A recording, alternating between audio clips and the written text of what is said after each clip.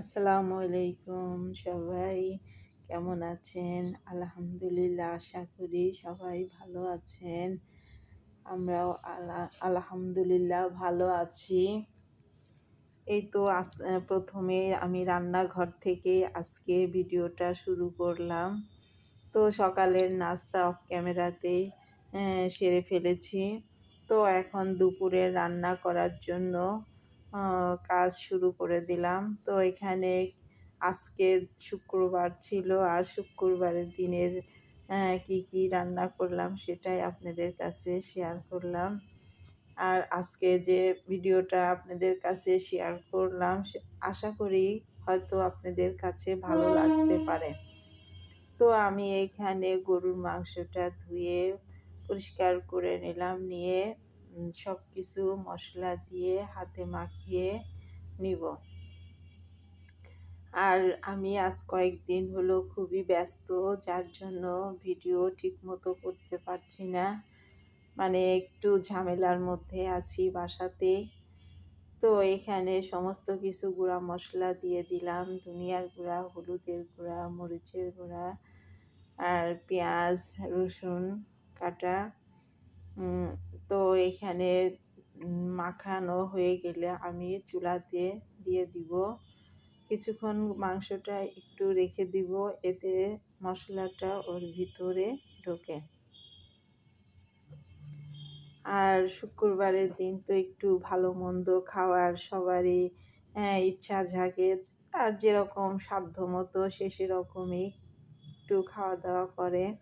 ছুটির দিন এবং একটু বিনোদনের দিনই বলা চলে। শুক্রবার সবারই একটা ফ্রি থাকে, বেশ ভালো লাগে দিনটা। তো এখানে আমি সরিষার তেল দিয়ে মাংসটা সুন্দর করে মেখে নিব।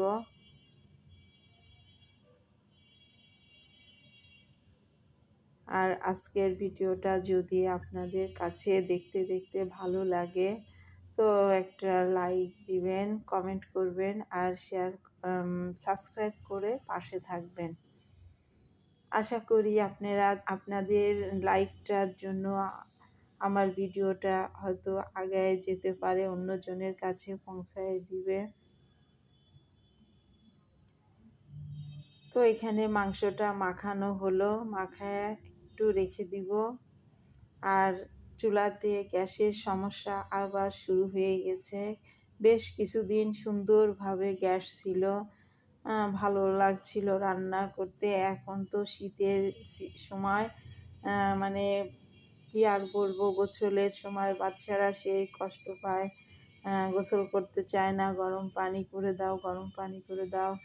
তো এখন তো গ্যাসের খুবই সমস্যা হয়ে গেছে। 12টা নাই বাজতে গ্যাস একদম চলে যায়। তো সকালবেলার নাস্তা তাড়াতাড়ি সেরেই রান্না করতে বসি।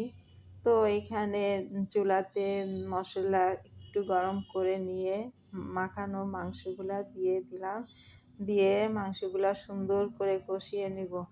আর মাংস হোক, মাছ হোক, তরকারি হোক, যেটাই রান্না করেন কষানো ভালো হলে রান্নার টেস্ট আলাদা একটা হয়।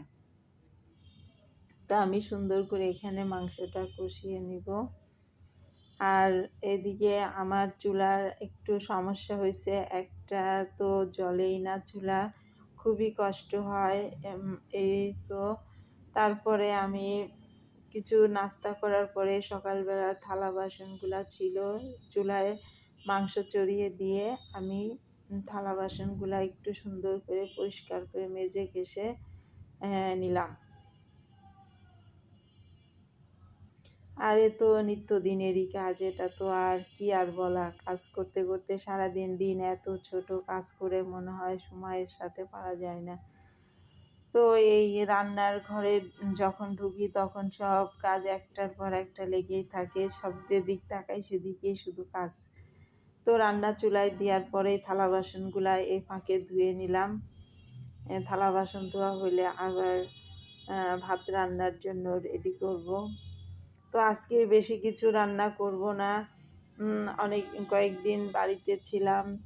তো এখানে আসার পরে বড় ছেলে বলল, আম্মু আমরা অনেক দিন হলো খিচুড়ি খাই না, আজকে শুক্রবার তুমি মাংস রান্না করছো তো একটু খিচুড়ি রান্না করো। তাহলে ঠিক, তা ছেলের কথা শুনে তো সেটাই করলাম। মাংস যেহেতু রান্না করছি আর সবাই তো আমার পরিবারের তো সবাই খিচুড়িটাই বেশি পছন্দ করে, তো খিচুড়িটাই রান্না করব এটাই চিন্তা করছি। তো আমার থালা বাসনটা ধোয়া হয়ে গেল আর এদিকে মাংসটাও কষানো হচ্ছে। গ্যাসটা কম বলে খুব ধীরে ধীরেই রান্না হচ্ছে। একটু নাড়াচাড়া করে দিলাম, দিয়ে ঢেকে দিব আবার। এদিকে থালা বাসন ধোয়া শেষ করে আমি এখন খিচুড়ি রান্না করার জন্য চাউল আর ডাউল সুন্দর করে পরিষ্কার করে ধুয়ে নিলাম। তো আমার তো মাসকলার ডালটা আমরা খুব পছন্দ করি খিচুড়ি রান্না, তো ঘরে ছিল না, আজকে মসুরির ডাল দিয়ে খিচুড়ি রান্না করছি। তো এখানে হলুদের গুঁড়া, মরিচের গুঁড়া, ধনিয়ার গুঁড়া আর জিরা বাটা, আদা বাটা এগুলা দিয়ে সরিষার তেল দিয়ে মাখিয়ে চাউল আর ডাউলটা সুন্দর করে মেখে নিব। তো পরিমাণ মতো সব কিছুই মশলা দিয়ে দিলাম এখানে। চোখের আন্দাজ মতো চাউল হিসাব করে মশলাগুলো আমি দিয়ে দিলাম, দিয়ে এখন মাখিয়ে নিব। আর খিচুড়ি রান্না করলে তো মনে হয় ছেলে দুটাই খুব খুশি, আমার কাছেও ভালো লাগে, আমারও খুবই পছন্দ খিচুড়ি রান্না। মাঝে মাঝে খিচুড়ি রান্না করি। তো চাউলটা এখানে মাখায় রাখার পরে একটু মাংসটা দেখতে আসলাম কেমন হয়েছে কষানো। তো এই তো মাংসটা কষানো হচ্ছে, এখনো আরেকটু কষানো হবে। তো এইদিকে রাইস কুকারে খিচুড়িটা বসিয়ে দিলাম, কারণ গ্যাস খুব কম আর একটা চুলা জ্বলছে আর একটা চুলাতে গ্যাস খুবই কম, ওটাতে রান্না হবে না বলে আমি তো রাইস কুকারেই খিচুড়িটা বসিয়ে দিলাম। আর রাইস কুকারে খিচুড়ি রান্না করতেও আমার খুব একটা ভালো লাগে না, কিন্তু বাধ্য হয়ে আজকে করতেই হচ্ছে। চুলাতেই সবচেয়ে সুন্দর হয় খিচুড়ি রান্নাটা। তো এখানে চাউল, মশলা, পেঁয়াজ আর মশলা একটু ভেজে নিয়ে চাউলটা দিয়ে একটু কষিয়ে নেব খিচুড়ির জন্য।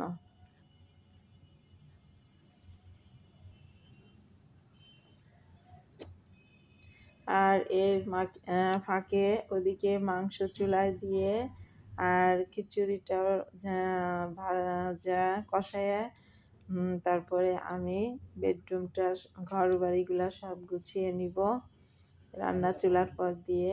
তো এখানে আমার বেডরুমে আসলাম, বেডরুমে এসে ঘরগুলা একটু সুন্দর করে গুছিয়ে নিলাম। তো বিছানা গুছানোর সাথে আমার ওই দুষ্টু প্রাণীটা তো থাকবেই। বিছানা গুছানোর সময় ও কোথা থেকে যে দৌড়ায় আসে বিছানায়, আমাকে চাদর বিছাইতেই দিবে না, ধরে রাখে চাদরগুলো আঁকড়াইয়া, যে কি দুষ্টামি করে আমার সঙ্গে, আমি নিজে নিজেই ওর কাণ্ড দেখে হাসি।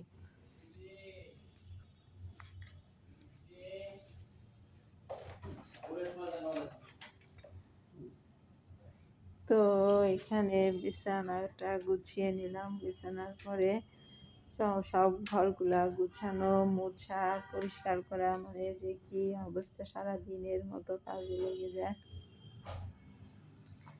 তো এখানে আমার বেডটা গুছিয়ে নিলাম, আমার বেড গুছানো হয়ে গেলে ছেলেদের রুমগুলা গুছিয়ে নেব আর ড্রয়িং রুমটাও একটু গুছিয়ে নেব। এর ফাঁকে গোসল নামাজ শেষ করে খাওয়া দাওয়া শেষ করব। তো এই তো বেডরুমটা গোছানো হলো। আমার বেডরুমে তেমন কিছু ভারী জিনিস নাই, খুব সিম্পল জিনিস রাখি আর আমার সিম্পল জিনিসটাই বেশি ভালো লাগে। তো ঘর গোছানো হয়ে গেছে, এখন ভাতটা দেখতে আসলাম কেমন হয়েছে। তো তো খিচুড়িটাও রান্না শেষ হয়ে গেছে, এখন আমি রাইস কুকারটা অফ করে দিলাম, একটু নাড়াচাড়া করে দিলাম ভাতটা। তো বেশ সুন্দর ঝরঝরাই হয়েছে খিচুড়িটা।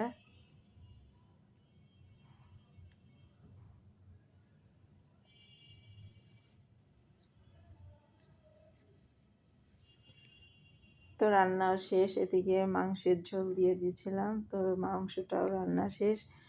এখন আমি গোসল নামাজ শেষ করব। তো এই তো গোসল নামাজ শেষ করে এখন মা ছেলে খেতে বসলাম। খুবই সুন্দর হয়েছে খিচুড়ি, মাংসটা এত টেস্ট হয়েছে, আমি নিজের কাছে এত ভালো লাগছে, খুবই ভালো লাগলো। তো আজকের মতো আমার ভিডিওটা এখানেই শেষ করব। আর আগামী ভিডিও দেখার জন্য আপনাদের আমন্ত্রণ করলাম। তো সবাই ভালো থাকবেন, সুস্থ থাকবেন, আল্লাহ সবাইকে সুস্থ রাখুক এই দোয়া করি। আসসালামু আলাইকুম, আল্লাহ হাফেজ।